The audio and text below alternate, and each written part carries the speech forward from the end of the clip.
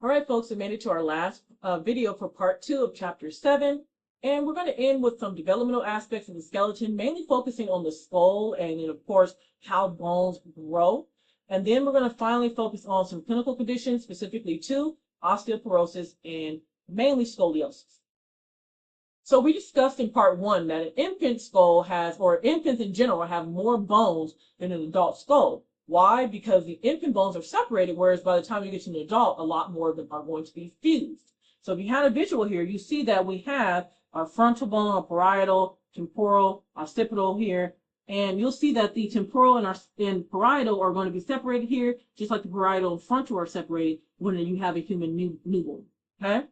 And this is going to create a lot of different soft spots. That's why when you have the newborns, and you might see that when you press the top of their head, which will be where our parietal and our frontal bone are going to meet, is very, very soft, right? And these are called fontanelles or soft spots. And that's because the brain is not fused in that area yet.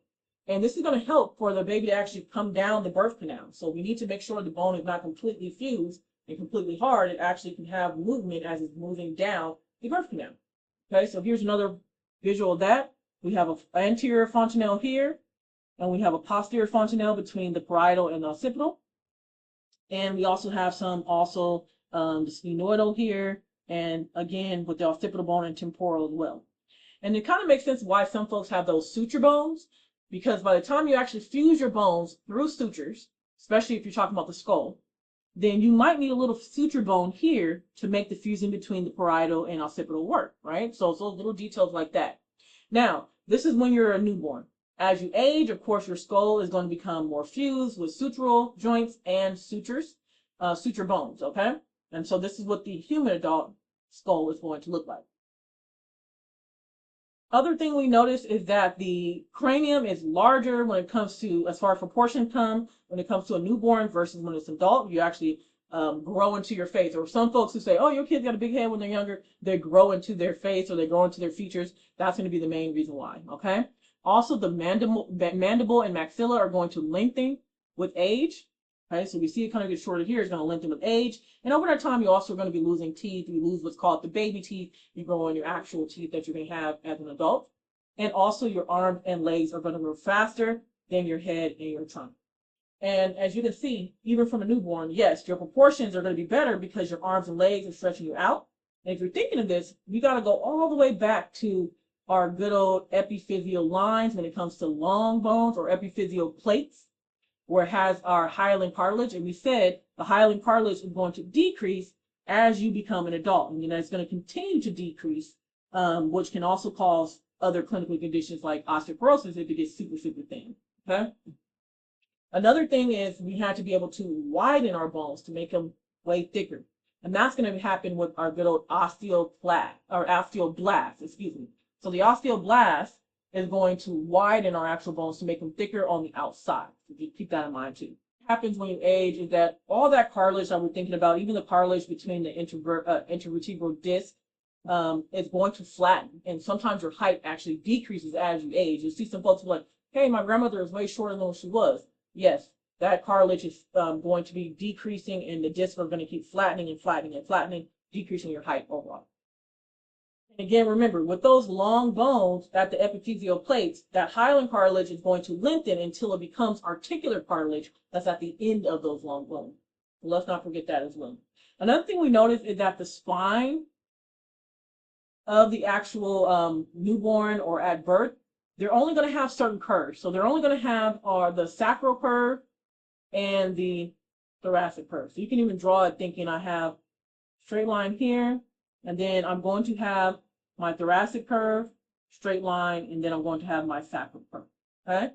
So the cervical and lumbar curves are not going to form until the newborn hits certain milestones. Okay, you can start crawling, walking. That's where you start helping them build their skills and strengthen their muscles, and also help to create those curvatures. Okay, folks. So that's just some of the developmental aspects that you may want to know. And then let's go ahead and get to some clinical conditions. So first, let's talk about osteoporosis. This is going to happen because the bone resorption is going to outspace the bone deposit. So what that means is the breaking of bone is going to be greater than replacing bone and using those osteoblasts to keep replacing. Okay, so here's normal bone. We see our, and again, we're focused on spongy bone here. What do we notice? Our trabeculae, the holes in our spongy bone. Okay, great. What do we notice down here in the osteoporotic bone? A lot of holes in the trabeculae as well. So we're used to holes in the overall spongy bone, sure, in the trabeculae are giving it structure, but now we have holes in our spongy bone and in the trabeculae, and as you can see, that's breaking down. So when those start to break down more and more and more, then what ends up happening? Yes, you can have osteoporosis where you can have a lot of different fractures in your bones because you do not have the strength of that trabeculae to hold up that excess weight. A couple other conditions is when you have abnormal spinal curvatures. So remember, we have our cervical spine, and our cervical spine is going to curve here. So cervical spine, thoracic spine, then we're going to have our lumbar, then we're going to have our sacrum. So cervical, thoracic, lumbar, and then sacrum. And anytime you have abnormalities within these curves, then yes, you can have a result of disease or posture issues, unequal pull of muscles on the spine. So of course, you can also create things like scoliosis, for example. So scoliosis, again, is going to be abnormal rotation of the spine. It's usually going to be lateral rotation. And it's most often in the thoracic region. Okay, and why would it lead to difficulties breathing? Let's think about it. Well, the thoracic vertebrae are connected to what? Our ribs, right? And those ribs help with what? Protect the lungs. And so the lungs need to be able to inhale and exhale air from the lungs. So they have to have a certain flexibility. If the thoracic vertebrae are, or the curvature, which also means the vertebrae, are disaligned in some kind of way or misaligned in some kind of way, then yes, you could get scoliosis and have difficulty breathing because the connections to the rib cage could be off. You also can have situations of kyphosis, which is going to be basically hunchback. And that's going to be, again, thoracic curvature. Usually it's issues with people who have osteoporosis or sometimes rickets or even tuberculosis, for example. And you definitely can have a lot of nerve root and cord compression, spinal cord compression. You obviously are going to lose a lot of height here when you have that hunchback. And you also can have a lot of mid back pain because it's coming from the thoracic area. It also can restrict breathing as well if you are hunchback over too much, because now all of a sudden you are going to, again, from your thoracic region, start to impede your rib cage. Okay? Now let's look at lordosis, which is sway back. That means you're just think of somebody who it seems like they're sticking their butt out so much, but in reality, they are accentuating that lumbar curvature. It's almost like they're curving their spine, like pushing their belly out. Okay? And that's going to happen because of that lumbar curvature. And usually it's going to happen with a lot of diseases. So yes, if you've seen those commercials with like Feed the Children, and you see those little kids with a lot of pot bellies, that's because disease is being used to kind of push their belly out, which again is going to push out this way, the lumbar curvature. With thoracic is going out this way, sacral this way, cervical going out this way. Okay? Also, you'll see lordosis sometimes in females that are pregnant, and because they actually get that pot belly, and again, you see that that is going to push that lumbar spine out. Okay? Now, what's going to happen here, especially if you're thinking of pregnancy? Yes, this is where a lot of that low back pain is coming from. Hamstring issues, pelvic issues. You can start feeling a lot of pain in your pelvis because of that lordosis. Okay?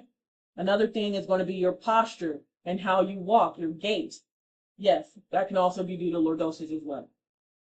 All right, folks, so that's just a couple of clinical conditions. Mainly, you'll see us talk about osteoporosis and scoliosis more than anything. But you can also add in more examples for yourself. I know your textbook has a lot more examples like cleft palate and things like that, especially when it's related to the skeletal system.